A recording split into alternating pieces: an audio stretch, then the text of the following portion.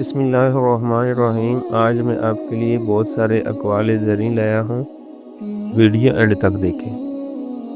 جس پر حیا نے اپنا لباس پہنا دیا، اس کے عیب لوگوں کی نظروں کے سامنے نہیں آ سکتے۔ نعمتوں کے زائل ہونے سے ڈرتے رہو، کیونکہ ہر بے قابو ہو کر نکل جانے والی چیز الٹا نہیں کرتی۔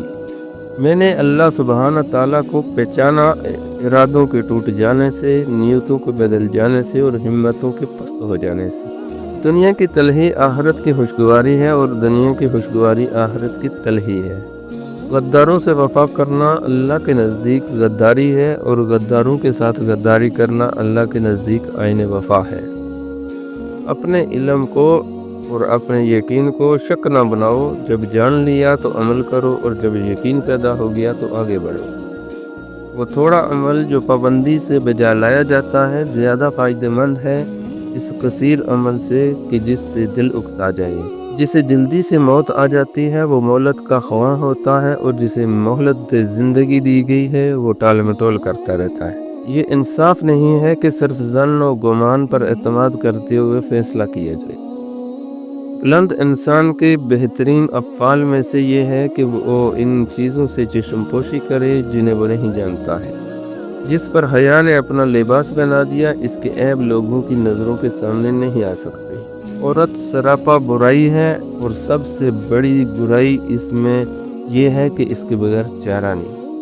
اللہ سے کچھ تو ڈرو، چاہے وہ کم ہی ہو، اور اپنے اور اللہ کے درمیان کچھ تو پردہ رکھو، چاہے وہ باریک ہی سا ہو۔ نعمتوں کے زائل ہونے سے ڈرتے رہو، کیونکہ ہر بے قابو ہو کر نکل جانے والی چیز پلٹا نہیں کرتی۔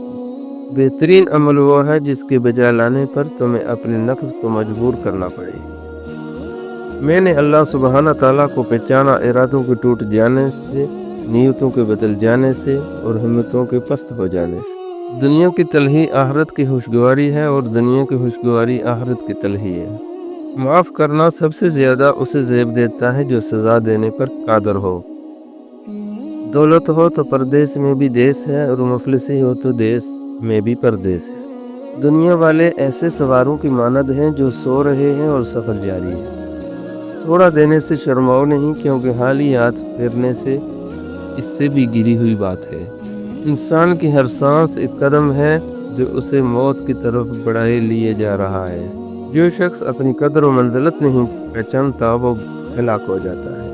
ہر آنے والے کے لیے پلٹنا ہے، اور جب پلٹ گیا تو جیسے کبھی تھا ہی نہیں۔ جب دو مختلف دعوتیں ہوں گی تو ان میں سے ایک ضرور گمراہی کی دعوت ہوگی۔ جب سے مجھے حق دکھایا گیا ہے میں نے اس میں کبھی شک نہیں دیکھا۔